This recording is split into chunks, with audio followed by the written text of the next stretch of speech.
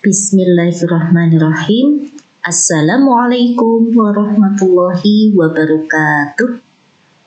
Halo anak-anakku kelas 6, bagaimana kabar kalian hari ini?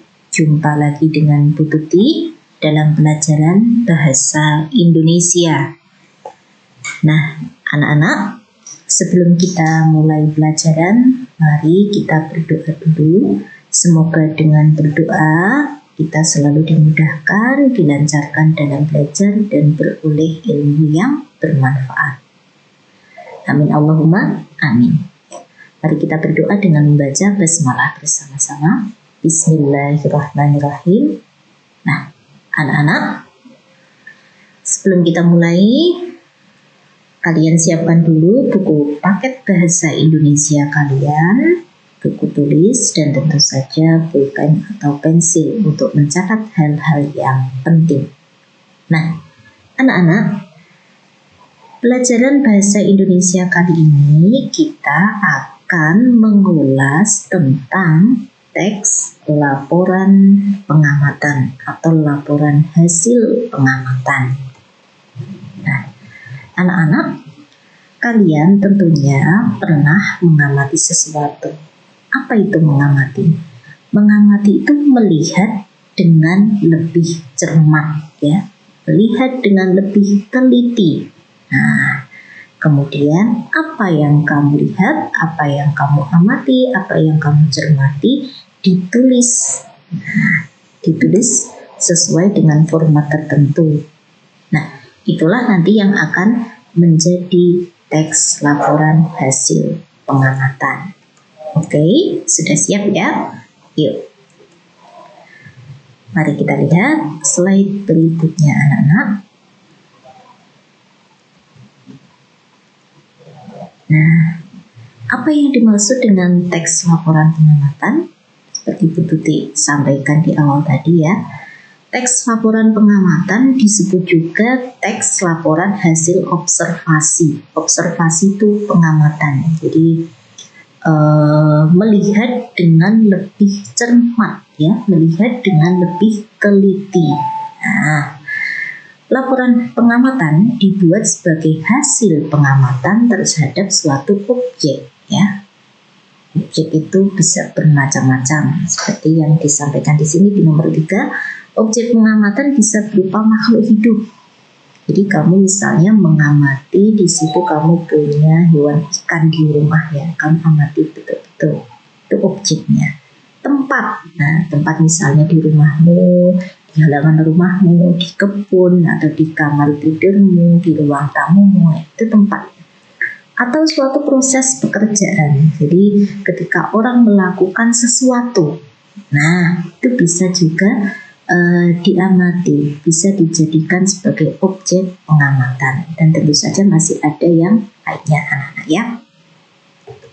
Nah, selanjutnya, apa sih ciri-ciri dari teks laporan hasil pengamatan itu? Oke, ciri yang pertama, anak-anak, harus faktual, ya. Apa itu faktual? Faktual itu laporannya, ya, hasil pengamatannya tadi ditulis sesuai fakta atau benar-benar terjadi, benar-benar ada, ya. Tuh, ya, faktanya seperti itu. Atau apalagi kejadian, ya anak-anak, ya. Jadi kejadian itu harus sesuai dengan runtutan, ya, runtutan kejadiannya seperti apa, di mana, bagaimana, di situ ada siapa, ya, sesuai dengan faktanya. Seperti itu. Jadi dalam teks laporan hasil pengamatan, kadang-kadang biar kita bisa mencari faktanya ini, kita bisa bertanya kepada si pelaku, ya, bisa bertanya kepada orang yang mengetahui atau narasumber. Nah, seperti itu. Jadi untuk mengetahui fakta. Jadi selain pengamatan melalui indera mata, ya anak-anak, ya, kamu juga bisa melakukan, untuk mendukung pengamatanmu, kamu bisa melakukan wawancara, ya, bisa bertanya seperti itu. Kemudian ciri teks yang lain adalah objektif. Nah, ini sesuai keadaan sebenarnya tanpa dipengaruhi pendapat atau pandangan pribadi. Jadi, kamu di teks laporan hasil pengamatan ini, kamu tidak boleh berpendapat.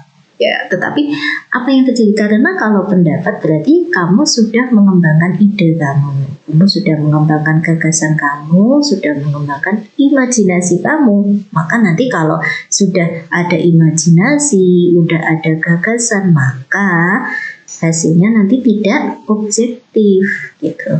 Maka di sini teks laporan hasil pengamatan itu harus objektif, tidak ada pendapatmu. Jadi apa adanya, gitu ya. Kemudian yang ketiga, ini lengkap dan sistematik. Apa itu? Jadi lengkap, jadi sedetail-detailnya, sistematik itu urut ya, urut teratur. Jadi penulisannya itu tidak sak-sae ya, tidak mana suka. Jadi nanti ada bagian-bagian yang harus ditulis ya dari pengamatan kamu itu. Nah, yang terakhir ini anak-anak menggunakan bahasa baku dan diksi. Diksi itu pilihan kata yang tepat.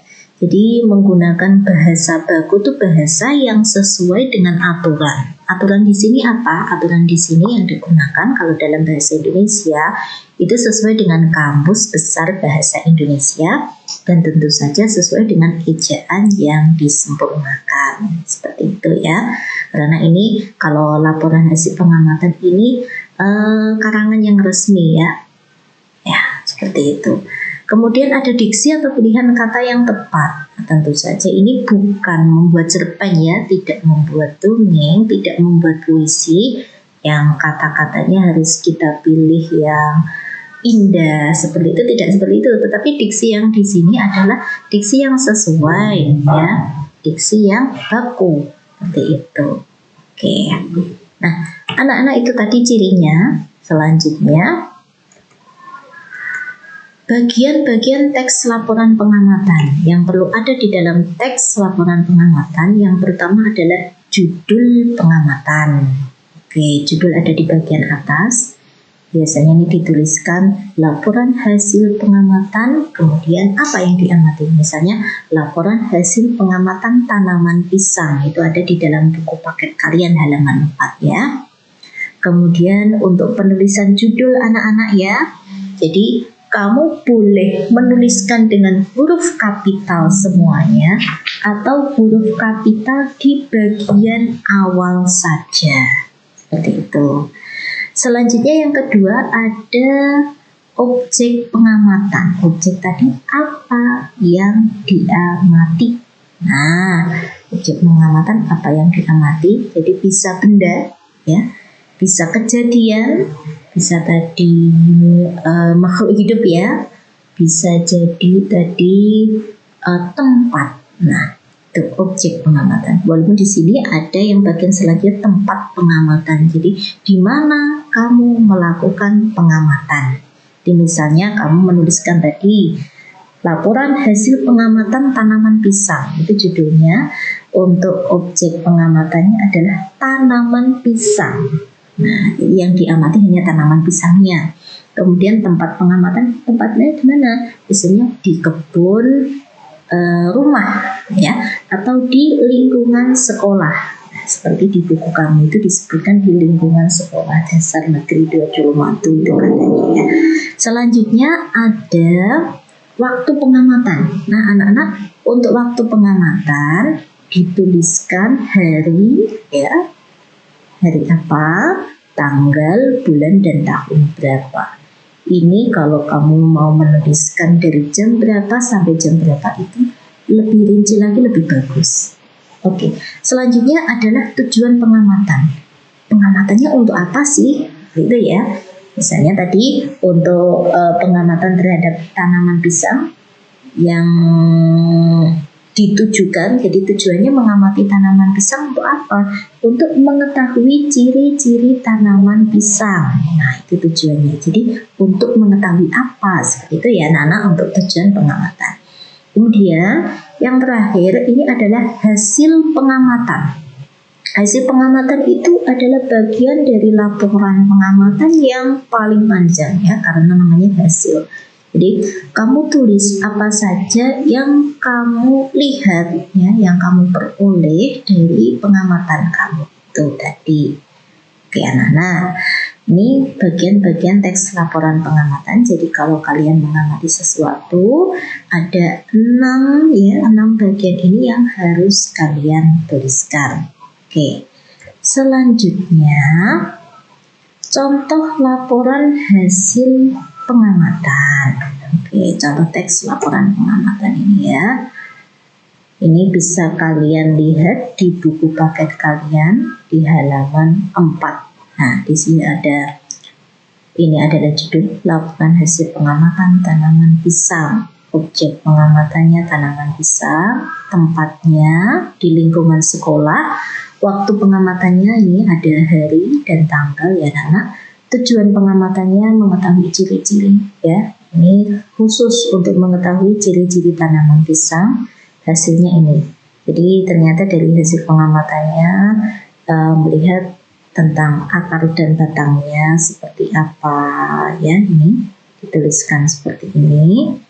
Kemudian ini masih ada contohnya. Nah, batangnya seperti apa, seperti itu nanti bisa dibaca secara mandiri ya. Kemudian ini ada daun dan bunganya seperti apa itu. Dan yang terakhir ini ada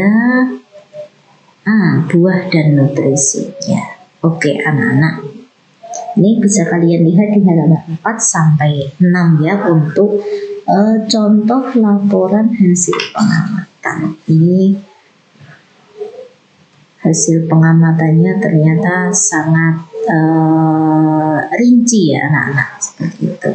Nah, anak-anakku, itu tadi ya ulasan tentang teks laporan hasil pengamatan.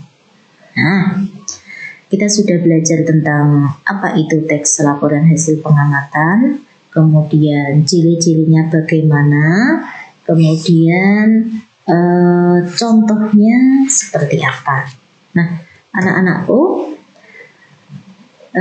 cukup sekian yang butuh disampaikan untuk hari ini. Nanti kita akan berlatih tentang apa, tentang teks laporan hasil pengamatan tentunya ya anak-anak.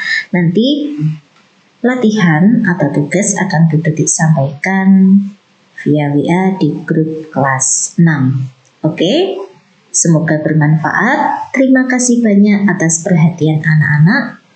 Sampai jumpa di pembelajaran bahasa Indonesia selanjutnya. Tetap semangat, jaga kesehatan, jaga sholatnya ya anak-anak ya. Jangan lupa mengaji. Terima kasih. Wassalamualaikum warahmatullahi wabarakatuh.